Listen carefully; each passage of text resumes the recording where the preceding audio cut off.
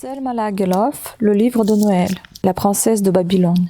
C'était par une sombre soirée d'hiver dans la petite chaumière de Skrolik. Katrina, la maîtresse de maison, était occupée à filer et le chat sur ses genoux ronronnait de doux écheveaux à sa manière. Le mari, Jan Andersen, assis près de la cheminée, se chauffait le dos à la chaleur du feu. Toute la journée, il avait coupé du bois dans la forêt d'Éric de Fall. Et maintenant qu'il était rentré, plus personne n'aurait pu lui demander de faire le moindre travail. Katrina elle-même n'avait rien contre le fait de le voir employer son temps qu'à jouer et causer avec leur petite fille, qui allait fêter ses 5 ans cet hiver. Katrina, plongée dans ses propres pensées, n'écoutait pas vraiment ce que se disaient l'homme et l'enfant.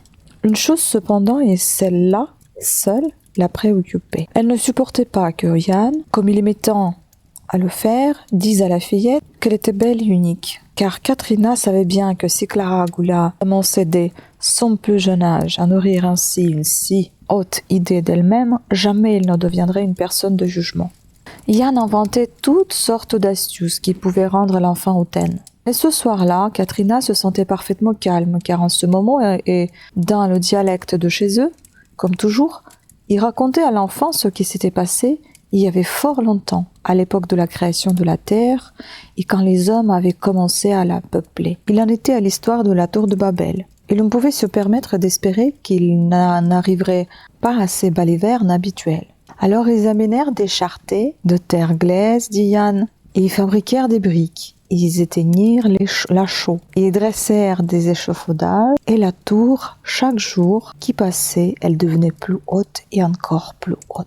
Ils savaient bien que ça ne plaisait pas à notre Seigneur qu'elle construise ainsi cette tour, mais il ne s'en souciait pas, vu qu'il s'était mis en tête d'arriver jusqu'au ciel, pour voir comment c'était là-haut. « Écoutez-moi bien, braves gens, dit notre Seigneur. Maintenant, je vous le dis, pour la dernière fois, que si vous ne vous en allez pas d'ici, et arrêtez de construire cette tour, je vais être obligé de faire s'abattre un malheur sur vos têtes. Et ce sera un tel malheur que jamais vous ne pourrez vous en débarrasser, ni lui trouver aucun remède. » Mais les hommes devaient se dire que notre Seigneur serait indulgent, comme à l'accoutumée. Et ils continuèrent à bâtir leur tour, et chaque jour, ils arrivaient de plus en plus haut. Alors notre Seigneur se mit à embrouiller leur langage. Jusqu'à jour, vois-tu, ils avaient parlé de façon qui se comprenaient les uns les autres, mais désormais, ça n'était fini de cette réjouissance. Quand les maîtres maçons voulaient dire « passe-moi Dieu torchi », ils disaient à la place « kolvipen, kolvapen ». Et quand les apprentis leur demandaient ce qu'ils désiraient, ils répondaient « herbe d'herbe, mirbe marbe ». Alors tu penses bien qu'ils ne se comprenaient pas. Les maîtres pensaient que les apprentis se moquaient d'eux, mais alors... il voulait dire parler correctement. Il leur venait à la bouche, à la place, Ulendorf. Et quand les apprentis voulaient demander au maître pourquoi ils avaient l'air si en colère, ils ne savaient dire autre chose que abracadabra. Alors maître et autres se fâchèrent à un tel point qu'ils se ruèrent les uns sur les autres et commencèrent à se battre. Dès lors, c'en fut fini de l'amitié entre les hommes. Plus personne ne songea à bâtir la tour, et chacun s'en fut de son côté. Arrivé à ce point de son récit, Yann jeta un regard sur Katrina. Le rouet était immobile, et l'on aurait pu dire que la femme, tout comme le chat, s'était endormie. Alors Yann a repris son récit, en baissant simplement un peu la voix. Cependant, parmi tous ceux qui, à Babylone, avaient participé à la construction de la tour, se trouvaient aussi un roi et une reine, parrain d'une jeune princesse. Et brusquement, cette petite se mit elle aussi à parler de façon si bizarre que ni ses parents, ni personne n'arrivait à comprendre le moindre mot de ses propos. Le roi et la reine, de ce fait, ne voulurent point la garder près d'eux dans le château. Ils la chassèrent, et elle dut s'en aller toute seule dans le vaste monde. Elle en était bien évidemment toute chagrine, en sachant qu'elle allait rencontrer un chemin. Des ours ou des loups auraient tout fait de croquer toute crue une petite princesse comme ça s'ils venaient à la rencontrer. Pourtant, si petite et mignonne qu'elle fût, il ne se trouva personne pour lui faire du mal.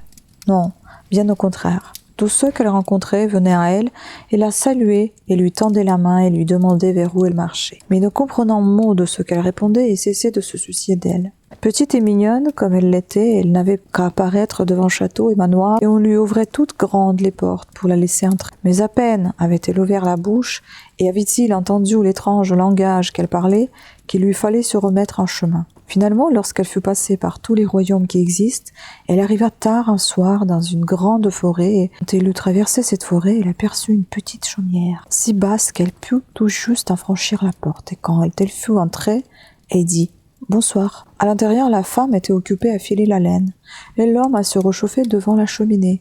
Et quand ils virent cette étrangère franchir le seuil, ils dirent aussi « Bonsoir ». Alors un grand bonheur envahit la petite princesse, car dans cette chaumière, les gens parlaient une langue qu'elle comprenait. Prudente toutefois, elle ne leur expliqua pas tout de suite de quoi elle retournait. « Comment s'appelle cette maison ?»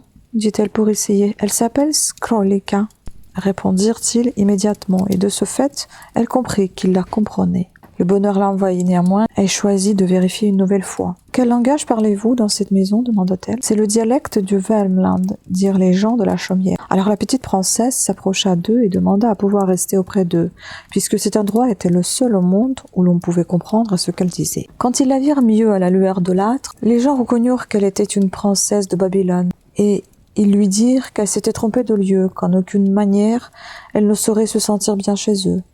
Le dialecte du Värmland était le même dans toutes les fermes de la région. Elle pourrait par conséquent s'installer où bon lui semblerait. Mais la petite princesse ne voulut rien entendre. « Non, dit-elle, maintenant je me rends compte que je suis arrivée au bon endroit. Et c'est ici que je désire rester, car ici je pourrais me rendre utile et apporter le bonheur, dit-elle. » Depuis le début de son récit, la petite Clara Angula était restée immobile sur les genoux de Yann. Elle avait écouté avec des yeux qu'agrandissaient continuellement la surprise.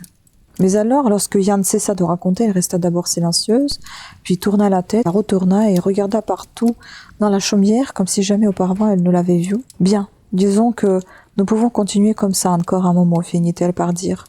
Mais quand je serai grande, je ne manquerai pas de retourner là d'où je viens. » Yann se trouva tout dépité. Et le pire, c'était que Katrina, réveillée maintenant, avait entendu la fin de leur conversation. « C'est bien fait pour toi, dit-elle. Ça t'apprendra à toujours faire croire à la petite qu'elle est une grande dame. » Fini.